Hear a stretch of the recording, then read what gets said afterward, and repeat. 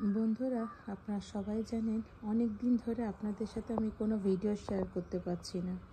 তার কারণ আপনারা অনেকেই জানেন, বর্তমান যে জায়গায় আমি ছিলাম সেখান থেকে অনেকটা দূরে চলে এসেছি এবং যার ফলে আমার যে পুরনো বারান্দা এবং বারান্দার যে ভিডিওগুলো আপনারা প্রত্যেক সময় দেখতে পারতেন সেগুলো অনেক দিন থেকেই দেখতে পাচ্ছেন না।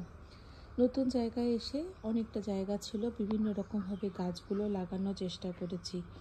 আজ বেশ কয়েক মাস হলো আমি এখানটায় এসেছি। দেখুন গাছগুলো, এটা একটা নতুন রকমভাবে গাছটা লাগালাম। এটা একটা ছিল ছোট নালার মতো।